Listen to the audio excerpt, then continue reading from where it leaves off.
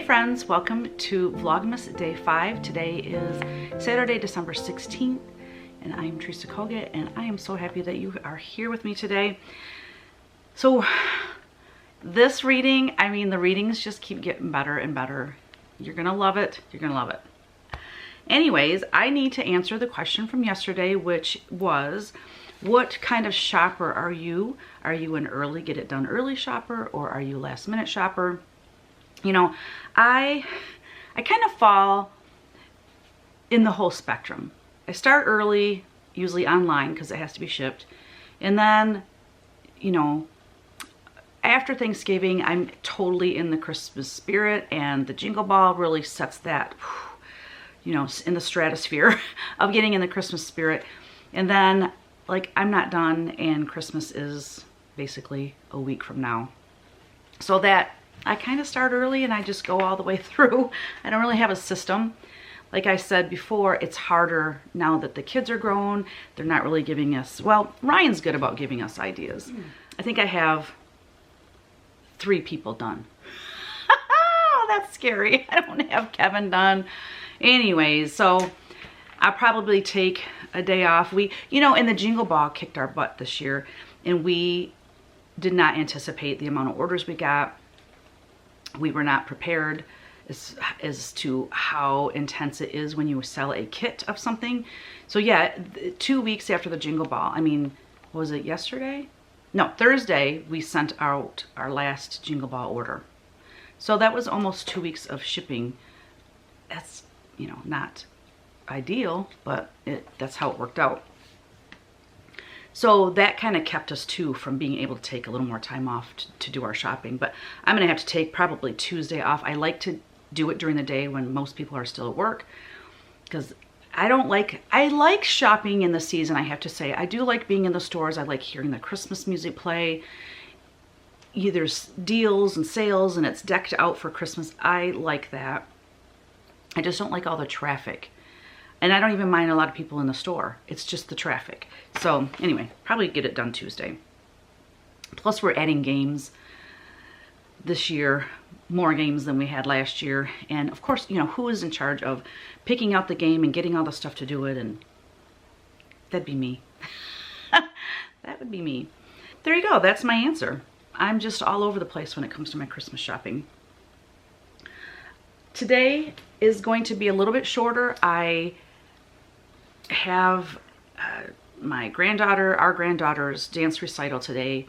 We have to, well, Kevin, he has a gig today, so he can't go to the recital, and neither can Sabrina and Kyle. So Ryan and I are going to the recital. It's at 2 o'clock and it's 12:15 right now. So I have to get this done, edited and uploaded. And it's not uploaded. Oh, my Lanta. The giveaway winner for the Kirk Adler and Teresa collaboration on the Pretty Angel ornament. In your comment, you had to use the word shopper and explain what kind of shopper you are. And the winner is Heather Ellis 13. She said, I'm really enjoying your Vlogmas.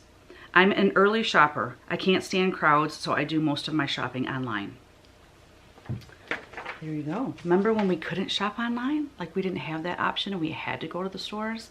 Today's giveaway is 2 sets of my Christmas postcards.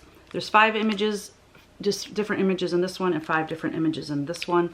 And they are legitimate postcards. You can, you know, put a stamp on them and send them to your friend or a family, and they are 5x7s, so you can also frame all of them and have a cute little collage on your wall for Christmas. That's why I made them 5x7s. These were a Jingle Ball exclusive, and we have quite a few sets left. When I was really surprised, to be honest. I thought they would sell out. So we have a lot of those, so I'm going to give those away. They won't be for sale to the public until excuse me, this time next year, because they were an exclusive to the Jingle Ball. So in order to get in on the 2 sets of postcards, it's for a total of 10 postcards, your question is, what one thing puts you in the Christmas spirit? Is it decorating your house and putting your tree up? Is it maybe your child or your grandchild's Christmas concert? Is it listening to Christmas music while you clean the house or you work or whatever? Is it watching your favorite Christmas movie like early in the season to get you motivated? Was it the Jingle Ball? Baking? Is it, and maybe it's later, maybe until you have all your presents purchased and everything's decorated and all the baking is done. And maybe that's when you start wrapping your presents. Maybe that's when you really get into the Christmas spirit. I'm just curious. So your key word is spirit, okay? That's it. Because the reading is a little bit extra long today, and I think you're really going to enjoy it. And I want you to have a wonderful Saturday, and the rest of your weekend I hope is blessed. And we will see you back here again tomorrow. All right. Peace out.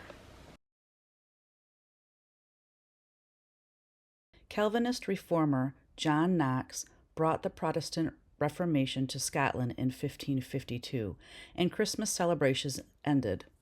It was not until the invention of the television that they were reintroduced in the 1950s. In 1620, the Pilgrims sailed to Massachusetts. The captain of the Mayflower, Master Christopher Jones, wrote in his ship's log, December 25th, 1620, "At anchor in Plymouth Harbor, Christmas Day, but not observed by these colonists, they being opposed to All Saints' Day," etc. A large party went ashore this morning to fell timber and begin building. They began to erect the first house about 20 feet square for their common use to receive them and their goods. William Bradford wrote in Of Plymouth Plantation, that writing of the year 1621, quote, "Herewith I shall end this year, except to recall one more incident, rather amusing than serious. On Christmas Day, the governor called the people out to work as usual, but most of the new company excused themselves and said it was against their consciences to work on that day. So the governor told them, if they made it a matter of conscience, he would spare them till they were better informed. So he went with the rest and left them. But on returning from work at noon, he found them at play in the street, some pitching the bar, some on a stool ball, and such like sports. So he went to them and took away their games, and told them that it was against his conscience that they should play and others should work. If they had made the keeping of the day a matter of devotion, let them remain in their houses, but there should be no gaming and revelling in the streets." End quote. Beginning in 1629, Puritans came to the shores of America. They did not celebrate Christmas, the feast day of St. Nicholas, or Henry VIII's Father Christmas. They considered each day as belonging to the Lord, and the weekly Sabbath was their special time of celebration. In 1659, the Puritans of New England passed a law. Whosoever shall be found observing any such day as Christmas and the like, either by forbearing labor, feasting, or any other way upon such account as foresaid, every such person so shall pay for each offense 5 shillings as a fine to the country. Though Puritan colonists did not celebrate Christmas, other Protestants, such as the Dutch, did. In 1623, Dutch immigrants settled New Amsterdam, which existed as a Dutch colony until 1664, when the British took control and turned the settlement into New York. Dutch settlers brought to the New World their Christmas traditions. They considered St. Nicholas as a patron saint of New Amsterdam. The Dutch pronunciation of St. Nicholas was Sant Nicolaas, or Sinterklaas, or Santa Claus. In an article on New York's Dutch Reformed Cathedral, Andrew Cusack wrote on St. Nicholas Day, December 6, 2008, quote, "The Collegiate Reformed Protestant Dutch Church of St. Nicholas on the corner of 48th Street and 5th Avenue. Regrettably, financial mismanagement forced the Church of St. Nicholas to close its doors in 1947, and the Dutch Cathedral of New York was demolished in 1949. Just as the independence of India in 1947 presaged the collapse of the British Empire throughout the remainder of the 20th century, so did the destruction of St. Nicholas presage the dissolution of the old order in New York. An office building for Sinclair Oil, rather bland yet relatively inoffensive, was constructed in its place and remains there today. Washington Irving was an entertaining early American writer who often mixed amusing legends and superstitions in with his humorous renditions of history. Similar to American folklore of the giant lumberjack Paul Bunyan and his blue ox Babe, Washington Irving's stories included Rip Van Winkle and Legend of Sleepy Hollow. In 1809, Washington Irving wrote Diedrich Knickerbocker's A History of New York from the beginning of the New World to the end of the Dutch dynasty, a book which stayed in print for over 20 years. In it, he made numerous delightful references to St. Nicholas. So we are told, in the sylvan days of New Amsterdam, the good St. Nicholas would often make his appearance in his beloved city of a holiday afternoon, riding jollily among the treetops or over the roofs of houses, now and then drawing forth magnificent presents from his breeches pockets and dropping them down the chimneys of his favorites. The good St. Nicholas came riding over the tops of trees in that self-same wagon wherein he brings his yearly presents to children. And he descended hard, and he lit his pipe by the fire. And when St. Nicholas had smoked his pipe, he twisted it in his hat band, and laying his finger beside his nose, gave a very significant look. Then mounting his wagon, he returned over the treetops and disappeared. The significant sign of St. Nicholas laying his finger beside his nose and winking hard with one eye. Washington Irving described how the Dutch settlers had exchanged St. Nicholas's bishop's robes, staff, and mitred hat for a typical Dutch outfit. A goodly image of St. Nicholas equipped with a low, broad-rimmed hat, a huge pair of Flemish trunk hose, and a pipe. The good St. Nicholas, who had appeared to him in a dream that night before, and whom he had known by his broad hat and his long pipe. The Dutch settlers continued the tradition of hanging stockings by the fireplace.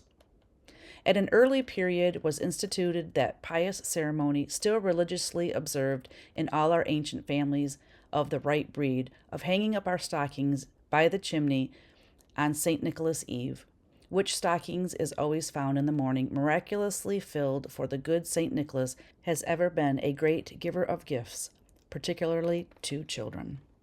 Nor was the day of St. Nicholas suffered to pass by without making presents, hanging the stocking in the chimney, and complying with all other ceremonies.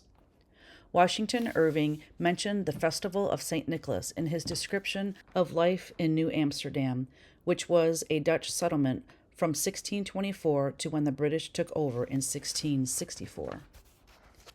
The province of the New Netherlands possessed a sweet tranquility that wealth could never purchase. There were neither public commotions nor private quarrels. I am told every dutiful wife throughout New Amsterdam made a point of enriching her husband with at least one child a year. In those good days of simplicity and sunshine, a passion for cleanliness was the leading principle in domestic economy and the universal test of an able housewife. The front door was never opened except on marriages, funerals, New Year's Days, and Festival of St. Nicholas, or some other great occasion. At St. Nicholas's Church in Abendorf de Zelberg, Austria, December 24th, 1818, the song Silent Night was first performed.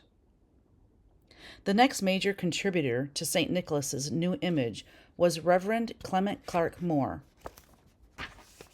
a young Episcopal priest and Hebrew professor at a theological seminary. The father of 6 children, Reverend Clement Moore, wrote an imaginative poem for his family in 1823 entitled A Visit from St. Nicholas.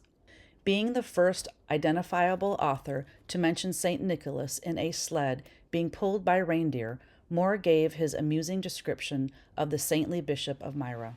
We all know the famous "'Twas the Night Before Christmas" by Clement Clark Moore.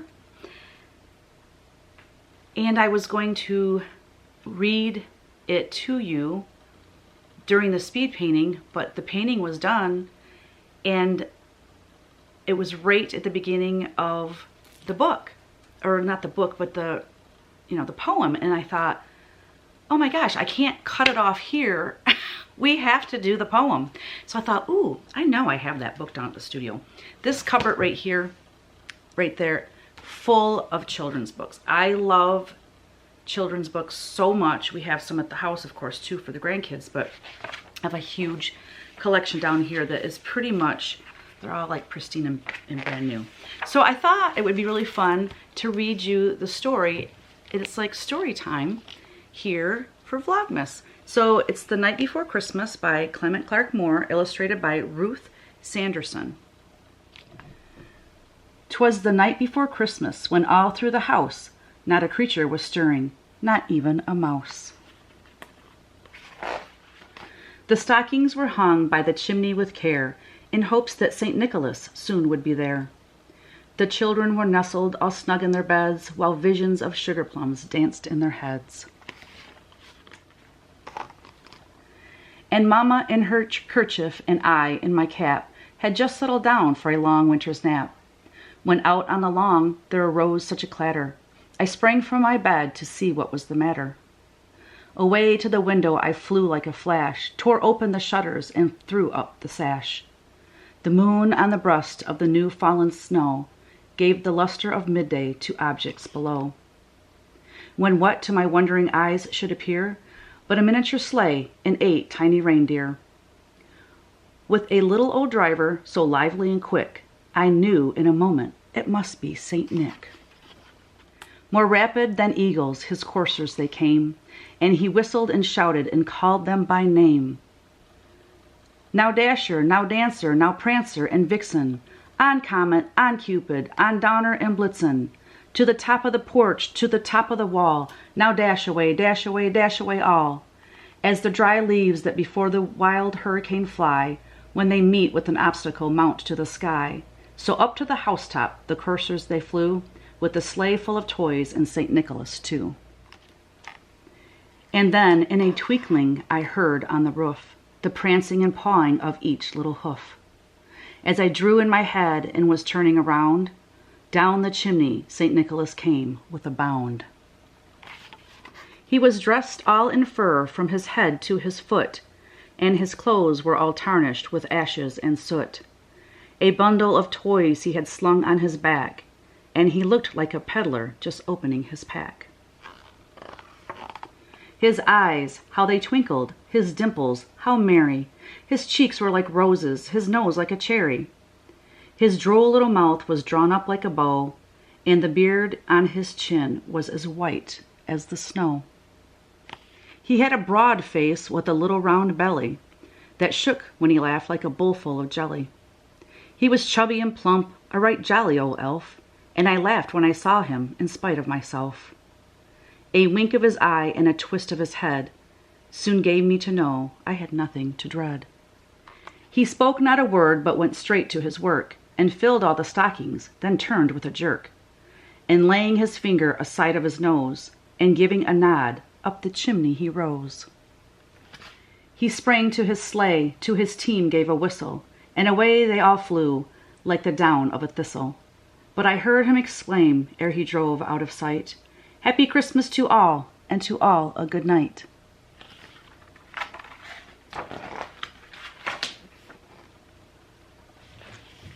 The end. Isn't that fabulous?